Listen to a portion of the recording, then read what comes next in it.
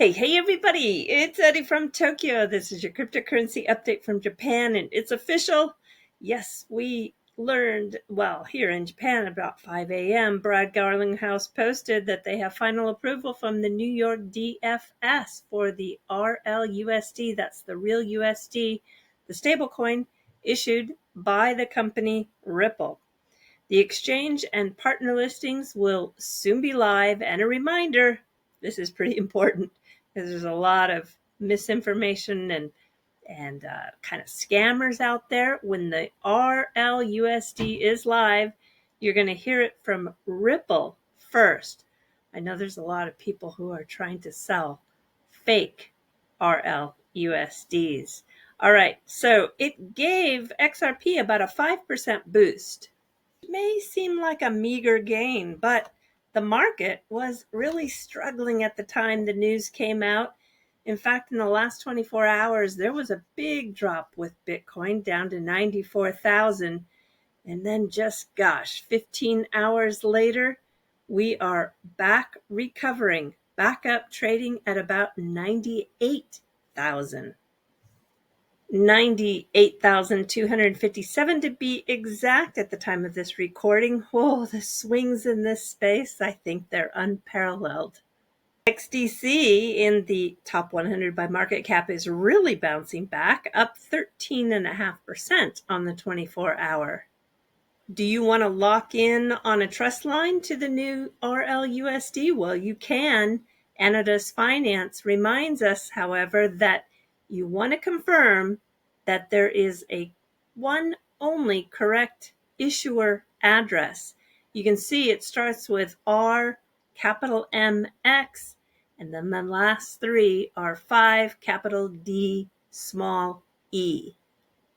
I'm on BitHump right now looking at the actual address activity, and oh my gosh, billions and billions in trust lines have been set using the XRP Ledger Learning Portal, which is a great resource for you. You can learn that a trust line is a feature on the ledger that applies to tokens that users can control, or basically decide if they want that token to be sent to their address. So it's tokens other than XRP.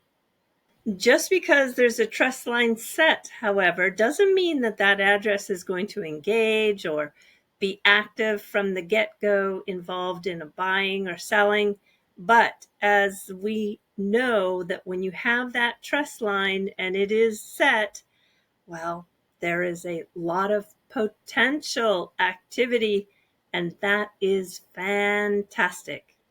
I had some fun, as I usually do, just checking out some of the addresses that had set a trust line. I came across the Ledger Punks, and I shouldn't forget to give a shout out to Kai.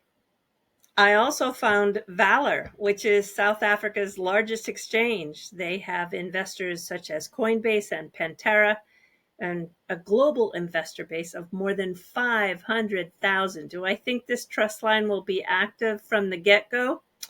I would say chances are pretty good, yes. Anthony with a T, Welfare, a former Ripple advisor, also has a reminder.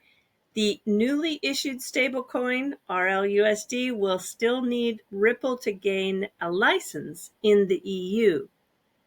And so many reminders for you in this video. And yeah, the third reminder comes from me, and that is some may have missed the news that Tether partnered along with Kraken and the UK VC firm Fabric.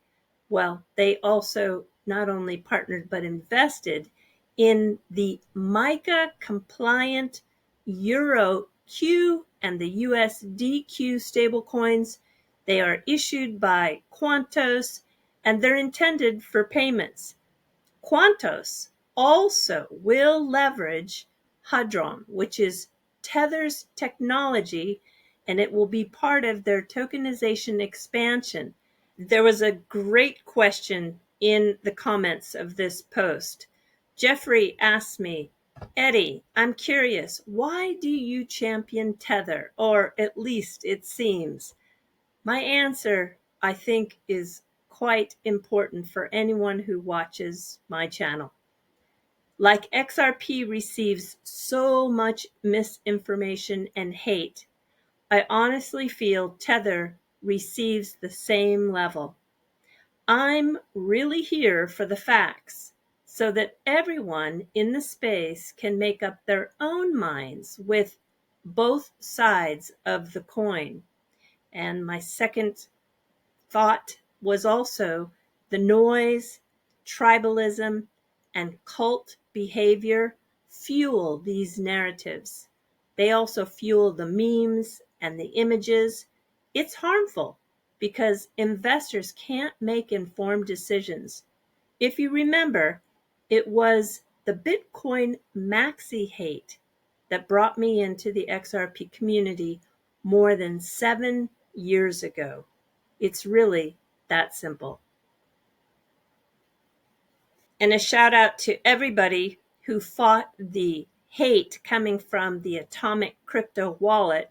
We do hear that they posted that they removed the person responsible for the recent tweets. And the crypto community deserves respect, fairness, and transparency. And they deeply regret this incident and are committed to ensuring it doesn't happen again. Let's keep building. I had found Boris Alergant of Ripple was leaving the company Ripple. And yes, he confirmed that. He has left Ripple. And yes, he still owns XRP after 6 incredible years. He's excited to start a new chapter, and it's been an honor to work on the scaling of the XRP liquidity, developing the DeFi ecosystems, and launching the Ripple stablecoin. Leaving on a high note, yeah, he sure did, with XRP back in the top 3 feels amazing. Good on him. And now he's going to be driving back where it all started, Bitcoin. From his first BTC trade in 2013, wow, he's an early bird, now contributing to its ecosystem. He's thrilled for what's next. Yeah, he's going to go work for a very exciting, interesting company. The company is Babylon, and they secured 70 million to turn Bitcoin into a proof of stake security backbone. They're leveraging the Bitcoin's vast supply and its role as a store of value. Babylon aims to reduce inflation pressures on POS chains and enhance their financial utility. I love what this company is doing, and I wish him all the best. You don't want to miss the SUI Masterclass episode number 2 with Santiago Valdez. It's on the Real Vision Crypto. I'm going to put a link to it in the description of this video. And to take you out, I worked on a project that comes from the Netherlands, and Mason Lighthouse retweeted the short video that I put together. And he said this project means a lot to him. He comes from this area, and it just feels like he's a part of it. The art is, like the artist, very expressive, and the paints are vivid in color. And it's about the impact of this World War II history. It's called the Operation Market Garden. I think a lot of you history buffs probably know about this. It occurred in the Netherlands specifically. And now they have minting of an NFT that can commemorate, along with some high quality original canvases, limited to 300 pieces. Anyway, I think this is a fantastic way to commemorate, to remember, and to carry on the history of World War II. I'll let this video take you out, and do enjoy the first time ever used techniques in my ever-growing learning curve of editing. I really learned a lot in this project, and I feel like I garnered some new skills. So until next time, do take care. Sayonara for now. Bye-bye.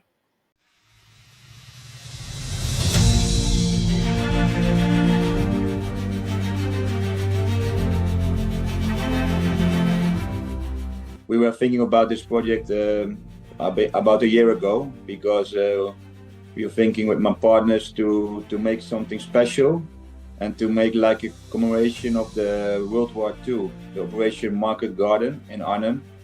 It's something really special in this surroundings, and it's also for the whole world something unique. So we asked a really famous painter, Albert Sier, and we asked him to make 30 paintings to try to build the story also for the youth, for the next generation, not only for the veterans who remember it every year. The Market Garden is famous because the total project is 30 paintings, and it's telling the story about what happened during the World War II in these surroundings around Arnhem. It's not only Arnhem, where it's famous of the bridge, but there's many things was happening in Oosterbeek, Hilsum, the small villages around the city. And that was the nice thing about this project. Every small city in the surroundings, they have some special story. The church, or you can imagine the bridge of Arnhem, the church of Arnhem.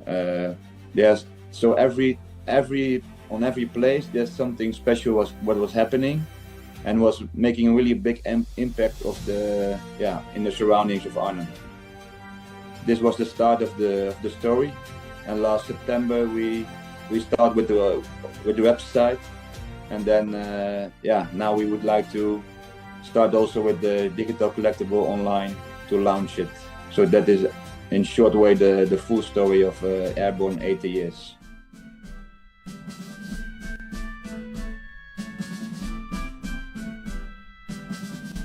Most of the paintings are from situations in 1944 and 45. And then we said, okay, let's make a combination of the NFT with a physical painting. The originals, they were scanned in a special scanner, so that we got like really high resolution scans of the painting. Those were needed for the NFT anyway, but it was also good to get them and have them on a high quality canvas. And after there won't be a reprint or any of that, so there only will be 300 versions of one painting. This one behind me is the Eusebius Church, which was bombed in Arnhem, and after the World War II, it was repaired and revised. But there are also like smaller villages and instances which doesn't have been featured in movies or stuff, but they're also very interesting and good to remember. You can mint the NFTs on airborne80.com, and we use a special standard to keep the gas fees low.